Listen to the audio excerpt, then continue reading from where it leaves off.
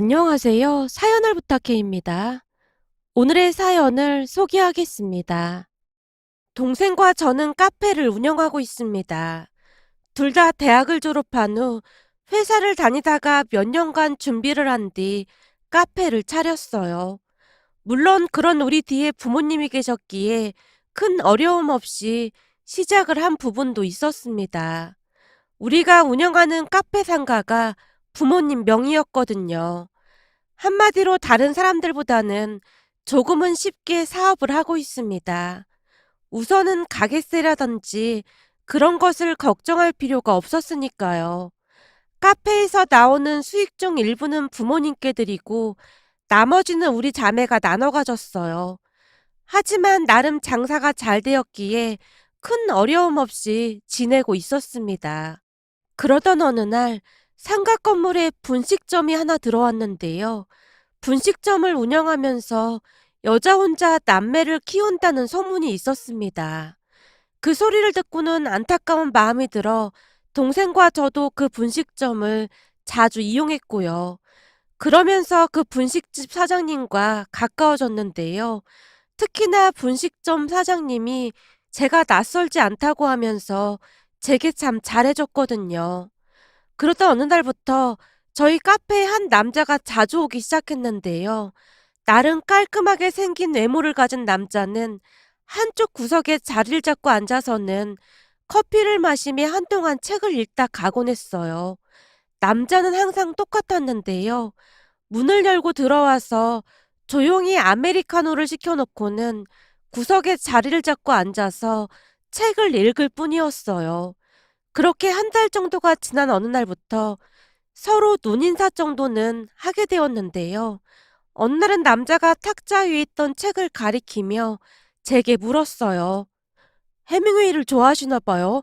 그 책 노인가 받아죠? 아, 네. 그냥 시간 날 때마다 읽기 좋아서요. 책을 좋아하시나 봐요. 저도 그냥 시간 날 때마다 읽는 정도입니다. 그렇게 좋아하진 않고요. 근데 매일같이 책을 읽고 계시는 것 같던데요. 저번에는 데미안을 읽고 계시던데 참 좋은 책이죠. 네, 마음이 복잡할 때 읽으면 마음이 조금은 차분해진다고 해야 할까요? 라며 잠시 남자와 대화까지 하게 되었습니다.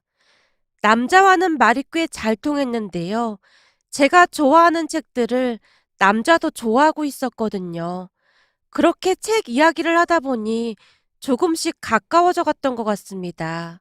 사실 제 성격이 많이 내성적이어서 회사 생활을 하는 내내 어려움이 많았어요. 직장 상사부터 동료들까지 많이 답답해 했거든요. 그러면서 회사 사람들이 저를 별종 보듯 했고, 나중에는 대놓고 괴롭히기까지 했습니다. 회사 사람들의 그런 행동들은 날이 갈수록 심해져 갔고, 나중에는 공황 장애까지 왔기에 회사를 그만둘 수밖에 없었어요. 그 뒤 치료를 받으면서 조금씩 나아졌고요. 물론 카페도 사람을 상대하는 곳이긴 했지만 회사를 다닐 때보다는 마음이 편했습니다. 거기다 문제가 발생하게 되면 대부분은 동생이 처리를 도와주곤 했거든요.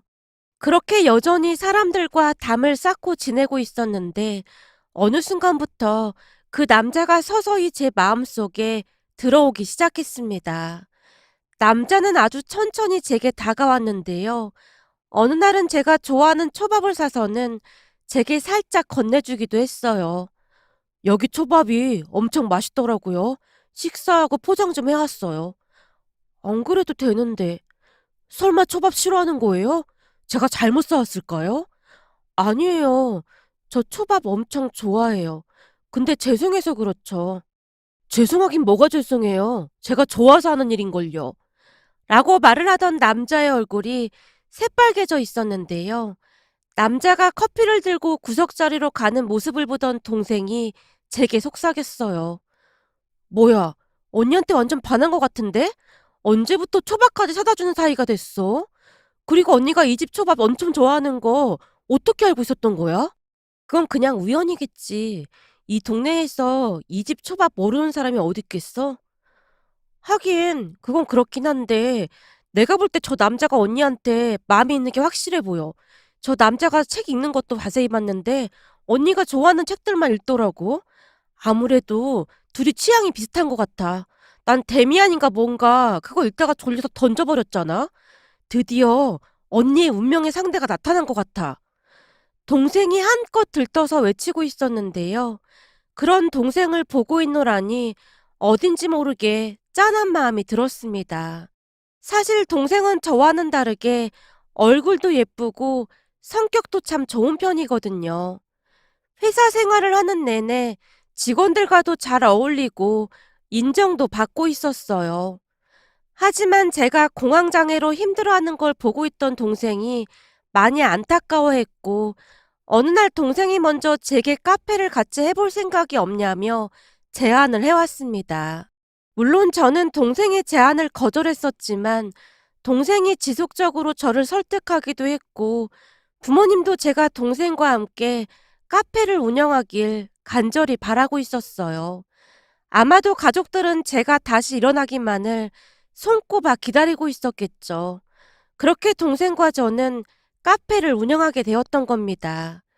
그랬기에 저는 동생에게 미안한 마음이 가득할 수밖에 없었어요. 그나마 다행이었던 것은 동생과 함께 카페를 운영하면서 모든 것이 많이 좋아졌다는 것이었어요. 예전처럼 사람들을 피하거나 그렇진 않았거든요. 그랬기에 동생은 그 남자와 제가 잘 되길 간절히 바랐어요. 내가 보니까 얼굴도 잘생기고 성격도 언니랑 잘 맞는 것 같은데 한번 사귀어봐. 근데 난 좀 이해가 안 돼. 뭐가 이해가 안 돼? 아니 그렇잖아. 누가 봐도 네가 얼굴도 더 예쁘고 성격도 더 좋고 그런데 왜 하필 나한테 잘해주는 걸까? 좀 이상하지 않아? 내가 볼 때는 네 취향이 잘 맞는 것 같아. 둘 다 책 좋아하고 그렇잖아. 둘이 완전 천생연분이라니까. 거기다 눈치도 엄청 빠른 것 같아. 어쩜 언니가 좋아하는 것만 딱 골라서 가지고 올 수가 있겠어? 저번에는 언니가 좋아하는 인절미도 가져다 줬잖아. 그렇긴 하지. 어쩜 내가 좋아하는 걸 그렇게 잘 아는 건지 신기하긴 해. 그니까 잘해보라고. 동생이 작정하고 그 남자와 저를 밀어줬습니다. 결국 몇 달 뒤 그 남자와 저는 연인 사이가 되었고요. 남친이 한결같은 모습으로 잘 챙겨줬거든요. 그렇게 우리는 여느 연인들처럼 아주 잘 지냈습니다. 남친은 항상 저를 먼저 챙겨주고 아껴주는 모습이었거든요. 항상 침울해 있던 제게 남친이 생겼다는 사실에 부모님도 많이 기뻐했어요. 한 가지 이상한 점이 있었다고 하면 남친이 옷이나 액세서리를 자주 사주곤 했는데요. 남친이 사주는 것들이 조금 올드해 보였다는 것 빼놓고는 모든 게 완벽했어요. 제가 그렇게 날씬한 편이 아니어서 그러한 것들을 선물하나 보다 하고 말았습니다. 그러던 어느 날은 남친을 따라 남친의 외할머니를 찾아뵙기도 했는데요. 외할머님이 저를 보자마자 제 두 손을 잡고는 어찌나 좋아했는지 모른답니다. 제가 정말 마음에 드는 모양으로 한시도 제 옆에서 떨어지지 않을 정도였어요. 회사를 다니면서 사람으로 인한 상처를 참 많이 받았었는데 그 모든 상처가 남친을 만나고 나서 치유되는 듯한 그런 기분이었어요. 그 뒤에도 우리는 한 달에 몇 번씩 남친의 외할머니를 찾아뵙곤 했는데요. 어느 날은 남친이 외할머니께 묻기도 했어요. 할머니, 우리 결혼하면 여기 들어와서 같이 살까? 그게 너만 좋다고 될 일이야? 우리 자기는 내가 좋다고 하면 아마도 그렇게 할걸? 그지 자기야. 외할머님과 남친이 저를 바라보고 있었는데요. 그 순간 어찌 대답을 해야 할지 몰라 제가 당황하고 있었습니다. 그 모습에 외할머님이 저를 다독였고요. 난 괜찮으니까 너무 걱정하지 않아도 된다.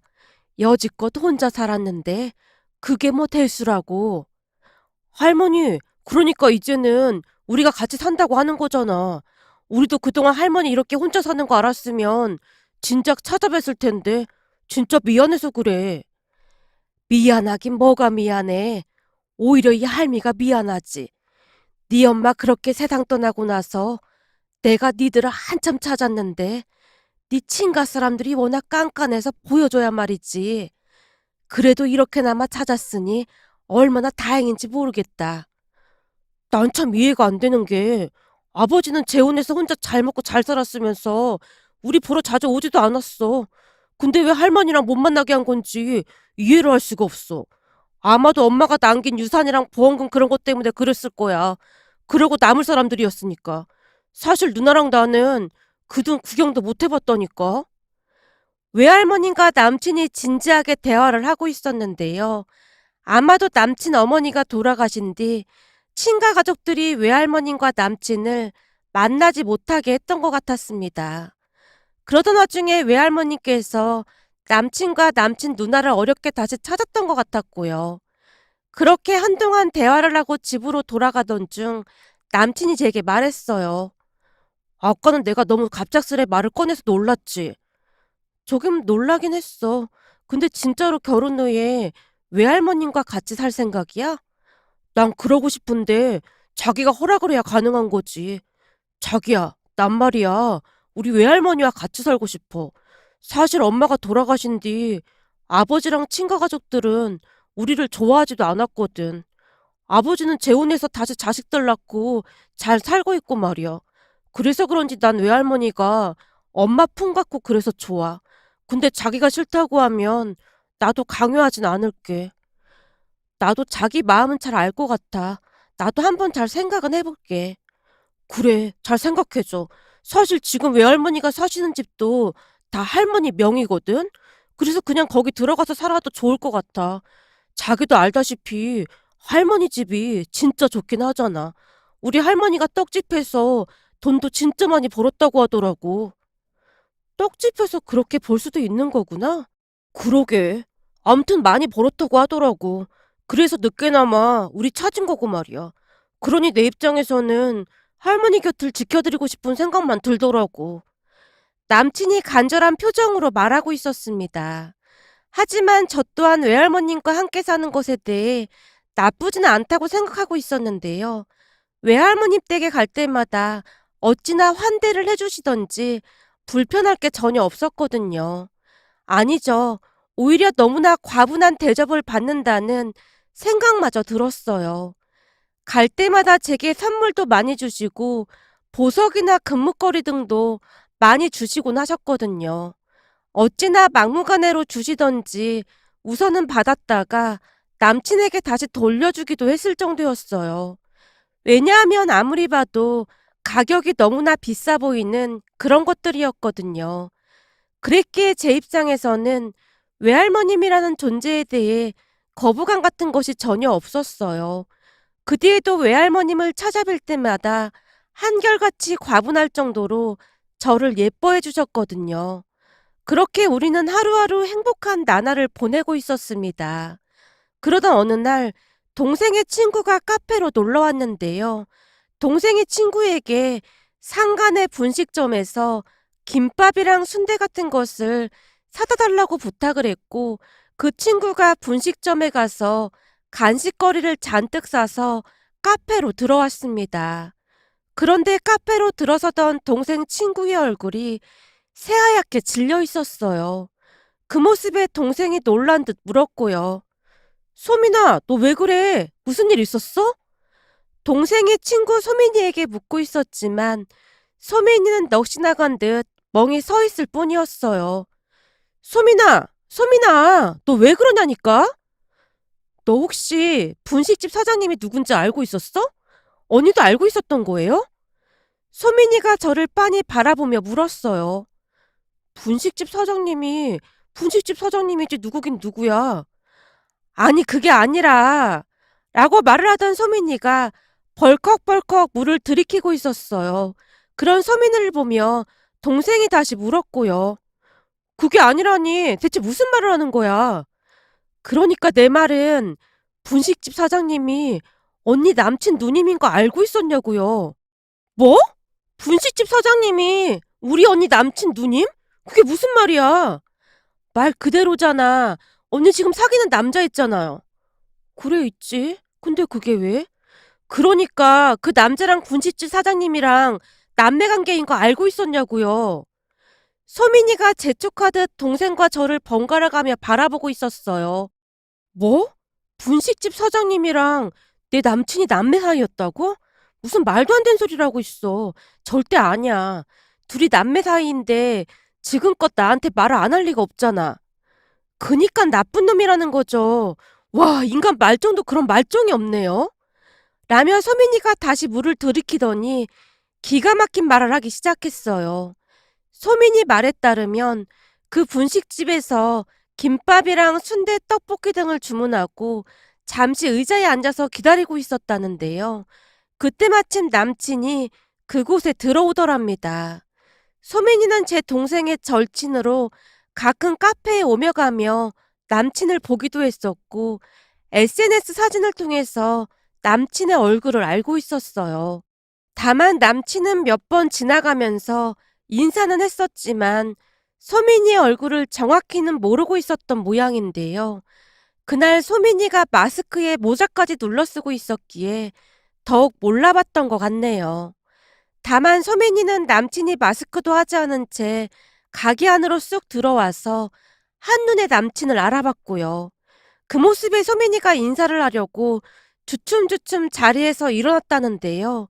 그 순간 분식집 사장님이 남친에게 대뜸 묻더랍니다. 너 어떻게 돼가고 있어? 희정이는 잘 꼬신 거야? 걔 엄청 어리숙한데 뭘 그렇게 뜸을 들이고 있어? 빨리 결혼 날짜 잡아야 할 거 아니야. 내가 언제까지 김밥이나 말고 있어야겠어. 알았으니까 조금만 기다려봐. 나도 지금 최선을 다하고 있으니까 이게 그냥 그렇게 몰아붙였다가는 물거품이 될 수도 있잖아. 그러니까 신중하게 행동해야 하는 거야. 그래도 그렇지. 내가 그만큼 정보를 줬으면 이제는 네가 빨리빨리 처리를 해야지. 할머니도 걔 얼굴 보고 놀랐다면서. 그럼 완전 게임 오버인 거잖아. 그게 그렇긴 한데 막 서두르다가 망치는 수가 있어. 걔도 그래. 띨띨한 것 같다가도 어느 순간 보면 아닌 것 같고 거기다 걔 동생이 제일 문제란 말이야. 희정이 동생이 왜? 아니 그 동생이 아주 보통 여시 같은 게 아니거든. 그래서 걔 눈치 보느라 아주 골머리가 아파. 라며 남친이 눈치를 보며 가게 안을 한번 둘러보더랍니다. 그런 남친의 모습에 소민이가 아무것도 못 들은 것처럼 휴대폰만 만지작거리고 있었고요. 저 손님, 귀에 이어폰 꽂고 있어서 안 들릴 테니까 걱정하지 마. 누나라는 사람이 소민이를 흘끔 바라보더니만 다시 말을 했다네요. 하긴 동생 그게 좀 여시 같긴 하더라고. 꼴의 자매라고 지 언니랑 엄청 끔찍이 챙기긴 하더라니까. 암튼 지금 돈이 한두 푼 걸린 문제가 아닌데 신중하게 해야 할 것 같아서 말이야. 그니까 누나도 경거망동하지 말고 조용히 좀 있어. 야, 난 지금 모든 인내심을 동원해서 버틸 만큼 버티고 있는 거거든. 종일 김밥 싸느라 허리가 아플 지경이구만. 사람까지 부리면서 일하고 있으면서 누나가 힘들 게 뭐가 있어. 내가 보니 누나는 종일 카운터나 보고 있는 것 같더구만. 아무튼 난 지금 할머니 재산만 생각하고 버티고 있는 거니까 넌 무슨 일 있어도 그 재산 다 받아낼 생각이나 해. 이러다 이모가 눈치채기라도 하면 우리 완전 파투 나는 거야. 걱정하지 마. 그건 내가 알아서 잘하고 있으니까. 그나저나 이제 누나랑 나랑 남매인 거 슬슬 밝혀야 할 텐데 그것도 고민이란 말이야. 그건 나중에 밥이나 먹으면서 차차 밝히면 되는 거고 내가 볼 때는 이미 너한테 눈 돌아가서 잘만 말하면 별 상관도 없을 것 같아. 그렇긴 하지. 요즘 나한테 완전 푹 빠져 있으니까. 얼마 전에는 결혼 후에 할머니랑 같이 살자고 했더니 한번 생각해 보겠다고 했는데 조금만 더 꼬시면 100% 넘어올 것 같더라니까. 진짜? 대박이네. 역시 내 눈이 틀리지 않았어. 누나 눈이 틀리지 않은 게 아니라 그동안 내가 희정이 꼬시느라 싫어하는 책까지 읽어가면서 그 노력을 했으니 당연한 거 아니겠어? 나 진짜 노력 많이 했어.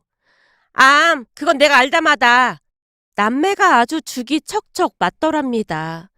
두 사람은 소민이가 이어폰을 끼고 있어서 전혀 못 듣고 있다고 생각을 한 모양이었어요. 하지만 소민이는 귀에 무선 이어폰만 끼고 있었을 뿐 두 사람의 대화 내용을 다 듣고 있었을 뿐만 아니라 휴대폰으로 녹음까지 하고 있었다고 하네요. 그날 서민이가 우리에게 그 두 인간들의 대화 내용이 녹음된 것을 그대로 들려줬거든요. 그 목소리를 듣는데 어찌나 소름이 끼쳤는지 모르겠습니다. 그날 우리는 가게 문까지 일찍 닫고는 회의를 시작했어요. 설마 우리 부모님이 재산 많다는 걸 알고 그런 걸까? 근데 타깃을 왜 언니로 잡은 걸까? 어쩐지 언니에 대해 너무 많이 알고 있더라. 알고 보니 그 분식집 사장이 동생한테 다 말해줬던 거구만. 내가 어리숙해 보여서 그랬던 걸까? 제가 고개를 푹 숙였는데요. 소민이가 고개를 갸우뚱거리며 말했어요. 내가 녹음된 내용을 몇 번이나 돌려서 들어봤거든? 근데 니네 부모님 재산 넘보고 그런 건 아닌 것 같아. 뭔가 언니랑 연관이 있어 보여. 나랑? 나랑 연관이 있을 게 뭐가 있어? 그냥 그래 보여요. 잘 생각해봐요. 녹음된 거 자세히 들어보면 그 할머니도 희정이 얼굴 보고 놀랐지 라는 말도 있고 그리고 할머니 재산 얘기도 나와요. 제가 보기엔 아마도 그 할머님이랑 뭔가 연관이 있는 것 같아 보여요. 언니도 그 인간 할머님 만나봤다면서요. 할머님 좋은 분이셔. 나한테도 엄청 잘해주시고. 그렇게 우리 셋은 그 남매가 무슨 일을 꾸미는지 한동안 추리를 해봤지만 도저히 알 수가 없었습니다. 결국 며칠 뒤 우리는 철저한 계획을 짜고 남친을 추궁하기로 했어요. 우선은 제가 남친을 따로 다른 카페로 불렀는데요. 남친이 제 눈치를 보며 물었어요. 아니, 왜 다른 카페로 불렀어? 니네 카페에서 봐도 되는데? 저기 말이야, 내가 궁금한 게 있어서 그랬어. 혹시 나한테 뭐 할 말 없어? 좀 이상해서 말이야. 이상하긴 뭐가 이상해. 아니, 자기 어머니는 돌아가셨고 아버지는 재혼해서 따로 사시는 바람에 자기랑 누나랑만 같이 살았다면서. 그랬지. 누나랑 나랑 둘이 같이 살았지. 그게 뭐가 어떻다는 거야? 이상하잖아. 그럼 누님을 먼저 소개해줬어야 하는 게 아니야? 근데 왜 할머님을 먼저 소개해준 거야? 구야, 할머니가 어른이기도 하고, 그리고 할머니를 한참 만에 만나서 그랬던 것 뿐이야. 그렇구나. 그럼 우리 상가 분식집 사장이랑은 무슨 관계야? 제가 남친에게 단도직입적으로 물었는데요. 그 순간 남친의 눈동자가 심하게 흔들리고 있었습니다. 저기 희정아, 내가 다 말하려고 했는데 기회가 없었던 것뿐이야. 근데 그 사람이 우리 누나라는 건 어떻게 알고 있었던 거야? 누가 말해주더라고. 그거 말고도 나한테 더 할 말이 있는 거 아니야? 라며 서민이가 녹음해온 것들을 남친에게 들려줬는데요. 녹음된 것을 듣던 남친이 자리에서 벌떡 일어나서는 제게 무릎까지 꿇는 게 아니겠어요. 그 모습에 오히려 제가 어안이 벙벙한 채 남친을 바라보고 있었는데요. 희정아, 내가 널 속이려고 그런 게 아니라 다 사연이 있어서 그랬어. 근데 내가 널 좋아하는 마음은 진심이었어. 그것만 알아줬으면 좋겠어. 그래? 알았어. 그럼 대체 무슨 사연인지 좀 들어볼까? 대신 조금이라도 거짓말하면 난 바로 헤어질 거니까 그런 줄 알고 있어. 제가 남친을 있는 대로 노려보고 있었습니다. 사실 그때쯤 남친에게 이미 마음이 돌아서 있었지만 두 남매가 무슨 짓을 꾸민 것인지 너무나도 궁금했거든요. 그렇게 남친이 어렵게 입을 떼기 시작했는데요. 이야기를 듣다가 그만 기절할 뻔했답니다. 남친의 말에 따르면 동생과 제가 남친 누나가 운영하는 분식집에 갔을 때 남친 누나가 저를 보고 너무나도 놀랐다고 하는데요. 세상에나 제가 말이죠. 돌아가신 남친 어머님과 정말 많이 닮았다고 하네요. 우연인지는 모르겠지만 젊었을 때 남친 엄마랑 정말 많이 닮았다고 했어요. 두 남매가 힘든 삶을 살았다 보니 지갑에 엄마 사진을 넣고 다니면서 위로를 받았다는데요. 그냥 한눈에 알아봤다고 했으니까요.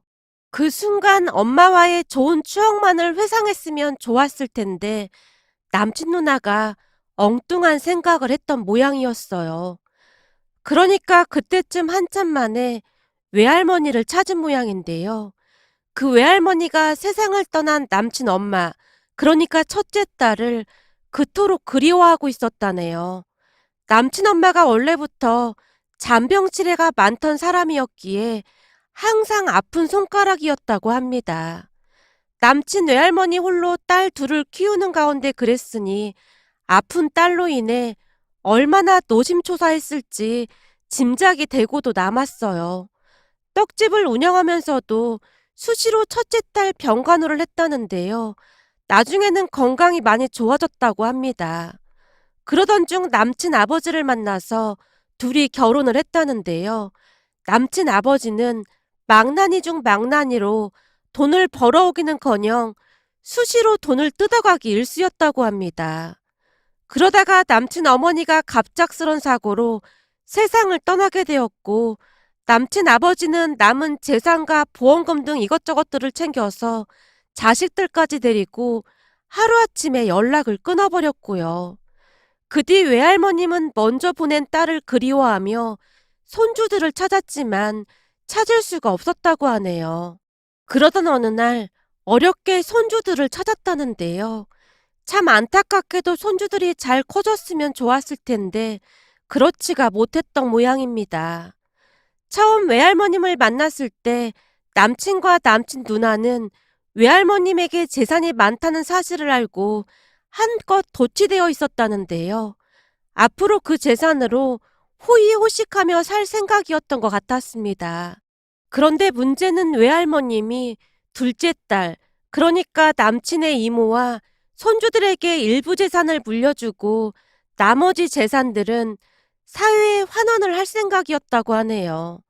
남친의 이모님은 외할머님의 생각을 존중했지만 남친과 누나는 생판 남에게 기부를 한다는 걸 받아들일 수가 없었다네요. 그렇게 불만만 쌓여가고 있을 무렵 저를 만났던 거였고요. 한참을 말하던 남친이 긴 한숨을 내쉬더니만 제게 말했어요. 근데 그 와중에 엄마를 꼭 닮은 너를 만난 거야. 내가 니네 엄마랑 닮은 게 무슨 상관이 있다고 그러는 거야? 그게 사실 말이야. 아주 상관이 많아. 난 진짜 이해가 안 되네. 내가 돌아가신 니네 엄마랑 조금 닮은 것 뿐인데 상관이 많을 게 뭐가 있어. 그게 말이야. 우리 외할머니가 너를 보고 있으면 마치 엄마를 보고 있는 것 같대. 너 볼 때마다 그렇게나 좋아할 수가 없어. 그래서 우리 둘이 결혼하고 할머니 모시고 살면서 네가 할머니한테 잘하면 할머니가 우리한테 재산을 다 주지 않을까 싶었거든. 남친이 토시 하나 틀리지 않고 그렇게 말을 했습니다. 그 말에 제가 어찌나 충격을 받았던지 딸꾹질이 나올 정도였어요. 뭐? 진짜 그런 생각을 하고 있었단 말이야? 그게 말이나 된다고 생각해? 말이 안 될 게 뭐가 있어. 너 만나고 나서 우리 할머니가 해달라는 거 다 해주고 있었거든.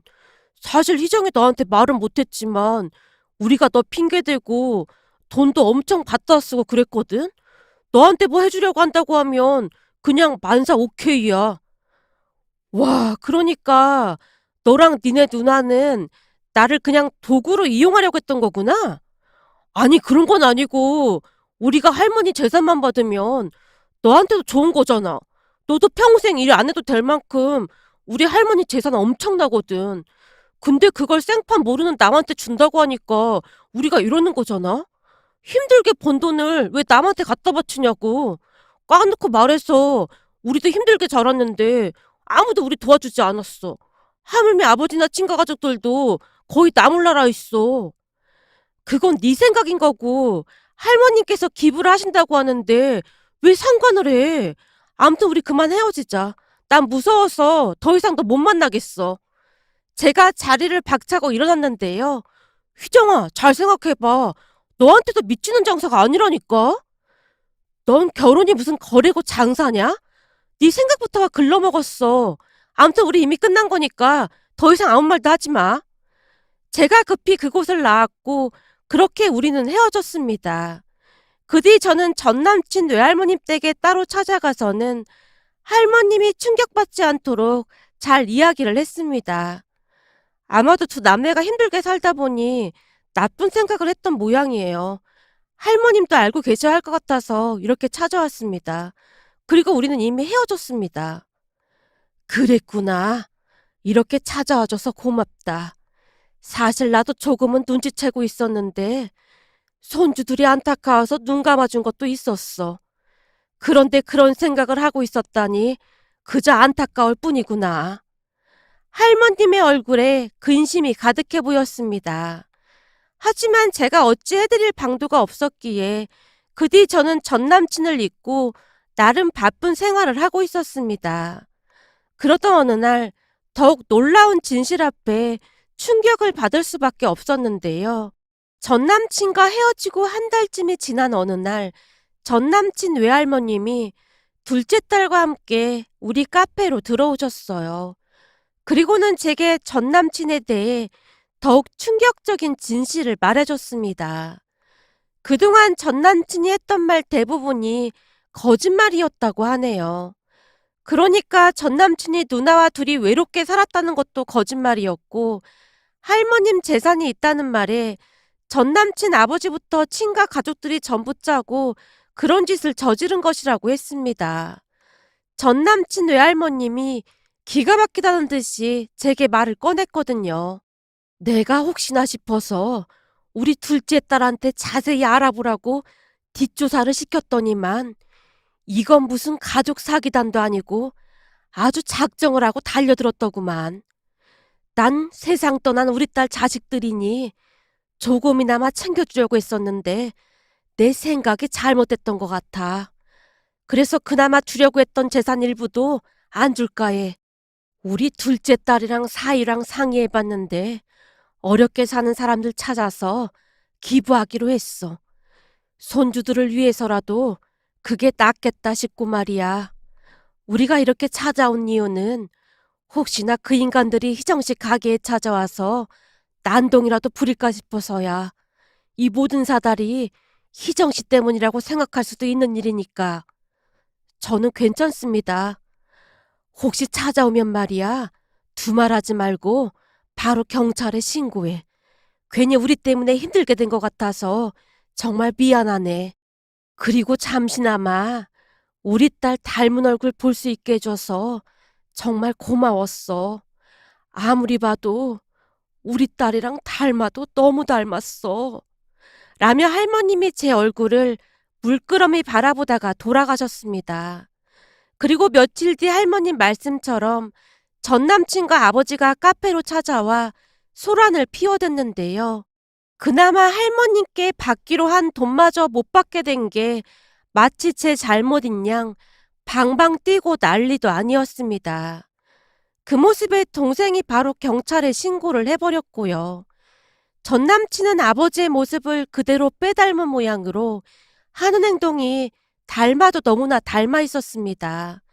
그 모습에 소름이 끼치면서도 씁쓸하다는 생각마저 들었고요. 다행히 경찰에 신고를 한 이후에는 다시는 카페에 나타나지는 않았습니다. 이번 일을 겪으면서 사람이 얼마나 무서운 존재인지 다시 한번 깨닫게 되었답니다. 또한 저는 아주 큰 경험을 했다는 생각과 함께 더욱 단단한 사람이 되기 위해 노력하고 있습니다. 언제까지나 나약한 사람으로 살 수는 없는 노릇이니까요. 앞으로는 정신 똑바로 차리고 살아갈 생각이랍니다. 오늘의 사연은 여기까지였습니다. 즐겁게 보셨다면 구독, 좋아요 부탁드립니다. 고맙습니다.